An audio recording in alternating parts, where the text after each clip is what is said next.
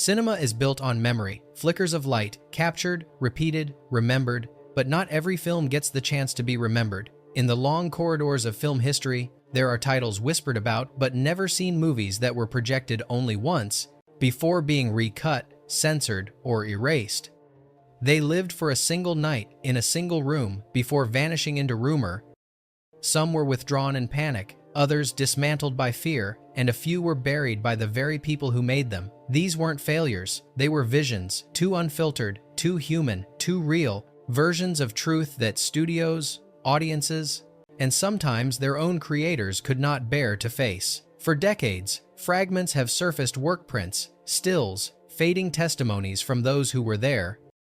But the complete versions, the ones that truly existed for that single screening, remain ghosts trapped in reels of film no one dares to touch. Tonight, we turn on the projector again. 15 films, 15 moments of raw, fleeting honesty, 15 stories that were shown once and then, as if on cue, extinguished forever. A Clockwork Orange, 1971. The version Kubrick buried himself. Stanley Kubrick's A Clockwork Orange was screened only once in its original form. That version was longer, colder, and merciless. The violence was stripped of music and irony, leaving only the cruelty. When the executives saw it, the silence was suffocating. Kubrick withdrew the film himself. He recut it, softened its edges, but after the film's release triggered moral outrage and copycat crimes, Kubrick took a final step. He banned it from the UK entirely. That first cut, the purest expression of his vision, was never seen again. It wasn't censorship this time. It was self-preservation. Kubrick understood better than anyone. Some truths don't need an audience. They just need to be remembered in whispers. Alien 3-1992, the cut that cost its director his faith. David Fincher's Alien 3 was supposed to mark the start of a new career. Instead, it almost ended it. His original rough cut was a bleak descent into despair, a film about mortality and sacrifice, not monsters. When Fox executives saw it in a private screening, they called it unwatchable. Within days, Fincher was locked out of the editing room. The studio reshot entire sequences, reshaped the story, and released a version he disowned. The one he completed his true debut was never seen again. Years later, an assembly cut surfaced, built from fragments and work prints, but Fincher refused to claim it. For him, the film had already died the moment control was taken away. Sometimes, horror isn't what's on the screen, it's what happens to it after the lights come on. The Devil's 1971, the film the church tried to forget. When The Devils was first screened for British censors, it was never meant to be art. It was an act of defiance. Ken Russell turned true history into feverish nightmare, religion, lust, and hysteria devouring one another. That private screening ended in shock. Some officials reportedly refused to speak afterward.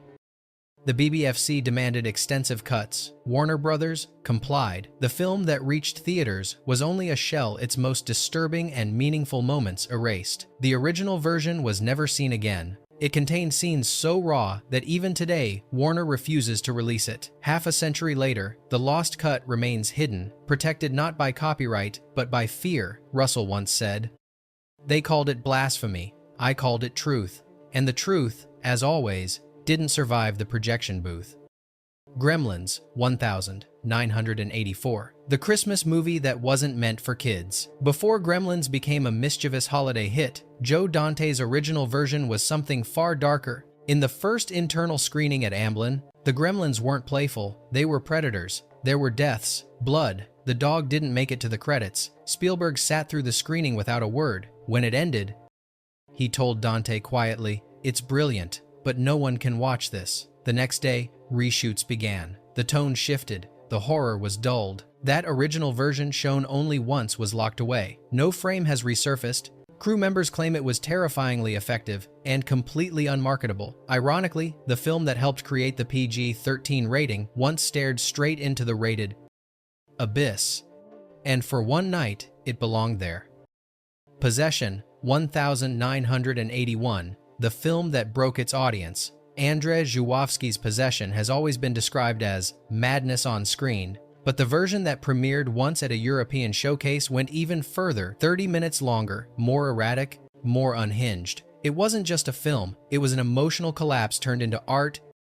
Isabelle Adjani's performance in that version reportedly drove viewers to leave mid-screening. Żuławski called it "my exorcism on film." The distributors called it suicide. After that night, the film was hacked apart. Some releases ran barely 80 minutes. Stripped of its rhythm and despair, the full version vanished, existing now only in rumor and aging reels. Żuławski once said, "I didn't make it for the audience, I made it to survive."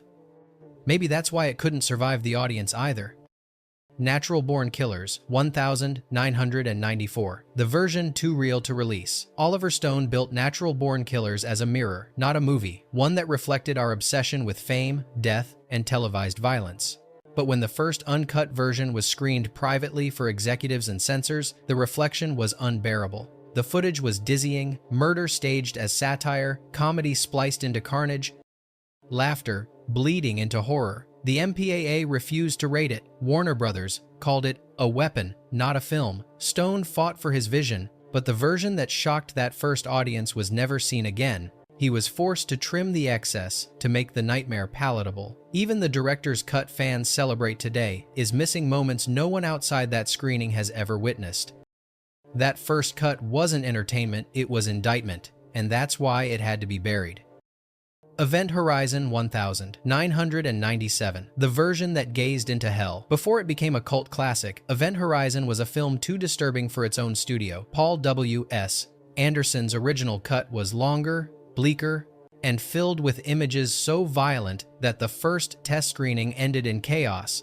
Viewers reportedly fainted. Others refused to speak afterward. Paramount executives ordered drastic cuts nearly 40 minutes removed. The deleted footage was sent for storage in a salt mine, where it deteriorated beyond repair. That single screening remains the only time the full nightmare was seen in its entirety. Anderson later admitted that even he found it difficult to re-watch. He said, "It was the closest I've ever come to losing control of a film." Perhaps because, for one night, the film itself looked back and saw us. The House That Jack Built, 2018. The night Cannes couldn't handle. When Lars von Trier returned to Cannes with The House That Jack Built, he didn't come seeking redemption, he came to provoke it. The full uncut version premiered late at night to an audience of critics, filmmakers, and industry elites. Within an hour, over 100 of them had walked out. The violence was relentless. Framed with precision and indifference, it dared the viewer to question not the killer, but the act of watching itself. The next day, outrage filled the headlines. Distributors refused to touch it unless edits were made. Von Trier agreed, reluctantly. The final version was shorter, duller, more restrained. But that first screening, the one that cleared the room, has never been repeated. He once said, "I make films to test where the limits are." That night, he found them. RoboCop 1987. The cut that crossed the line. Paul Verhoeven's RoboCop was meant to be satire, a brutal reflection of capitalism and violence, but the version first screened for the MPAA pushed that reflection too far. Murphy's death was longer. The camera didn't flinch. The pain lingered. Executives watched in stunned silence as the scene stretched beyond entertainment and into endurance. When the lights came on, the verdict was unanimous. X-rated. Verhoeven trimmed the film 7 times to satisfy censors, but that first version, the one shown once to the MPAA, was never released. Even the so-called unrated cut misses frames, seconds of agony that changed meaning into metaphor. Those few who saw it said it wasn't violent, it was human. That's what scared them, not the blood, but the empathy buried inside it. The Magnificent Ambersons, 1942. The masterpiece that was burned. Orson Welles' follow-up to Citizen Kane should have been his triumph. Instead, it became a cautionary tale. His original 131-minute cut of The Magnificent Ambersons was screened to an audience that wasn't ready for it. They wanted joy. He gave them decline. Executives at RKO panicked. While Welles was in South America, they seized control, cutting 40 minutes and adding a forced happy ending. The original negative was destroyed, not lost, burned. Those who attended that single preview claimed it was the finest film Welles ever made. All that remains are stills, memories, and fragments of scripts. Welles once said, "They took my film and cut the heart out of it." And maybe that's true of every film that's too honest about the world that made it. Little Shop of Horrors, 1986. The ending that devoured its audience. Frank Oz followed the stage musical's script faithfully. Everyone dies, and the monster wins. The first screening in San Jose played exactly that way. When the lights rose, there was silence. Test audiences hated it. They didn't come for tragedy, they came for escape. The studio ordered reshoots. The new ending was bright, victorious, safe. But that first version screened only once, included extended destruction, cities consumed by vines, skyscrapers crushed beneath Audrey Thecken's roots. It was magnificent and terrifying. That reel was destroyed soon after. Years later, a partial restoration revealed glimpses of what the audience saw that night, but not the full scope. It's almost poetic. A film about hunger, undone by the appetite of the people watching it. Brazil 1985. The dream that was too bleak to wake from. Terry Gilliam didn't just make Brazil, he built a nightmare out of bureaucracy. The version he wanted, the one that truly embodied his vision, ended not with freedom but delusion. Sam Lowry, the dreamer, escaped only into madness. That original cut was screened one night in Los Angeles, to a classroom full of film students, unauthorized, defiant. It spread like a secret through the industry. The studio panicked, calling the ending unreleasable. Gilliam fought publicly, even taking out an ad that read, "When will you release my film, Brazil?" He eventually won a partial battle, but not the war. The version screened that single night, his true ending, was never seen again. The studio wanted hope, Gilliam gave them despair. And despair, it seems, doesn't test well. The Exorcist 3, 1990. The exorcism that was never there. William Peter Blatty wrote The Exorcist 3 as a quiet horror, an investigation of evil without spectacle. The rough cut, screened once for executives, reflected that vision. There was no exorcism, no visual terror, only faith, guilt, and doubt. When the lights came on, no one applauded. The studio demanded changes. "We need the demon," one executive said. And so they rewrote the ending, brought in new actors, and forced an exorcism into a film that was never about one. Blatty's original version, subtler and stranger, was lost. A reconstruction decades later came close, but not close enough. That first screening remains unrepeatable. It might have been too still, too thoughtful for a genre that thrives on noise. A horror film without a monster, and that was what truly frightened them. I Am Legend, 2007. The ending no one wanted. The I Am Legend, shown in theaters, told a story of sacrifice, but the version screened first, only once, wasn't about heroism at all. In that cut, Neville lived, but what he discovered changed everything. He was the monster, the terror of a new species trying to survive. The audience's silence turned into discomfort. Test cards read, "Too depressing."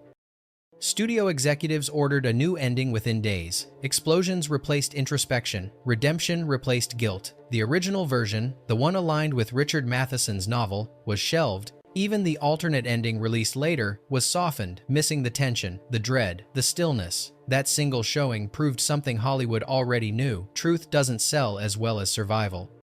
The New York Ripper, 1982. The film that died after its first breath. Lucio Fulci's The New York Ripper wasn't screened, it was unleashed. In 1982, a private showing in Italy ended with the audience revolting. Some shouted at the screen, others walked out before the final scene.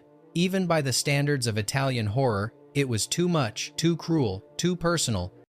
Fulci had intended it as a mirror of human depravity, a critique of voyeurism, but the reflection was unbearable. The next morning, the film was pulled and the original cut disappeared. The version that reached cinemas was still brutal, but nothing compared to what those few had witnessed. Rumors say the reel was destroyed. Others whisper it lies locked inside an archive, gathering dust beside films the world was never meant to see. One screening, one night, and then, like its victims, it was gone, sliced out of existence.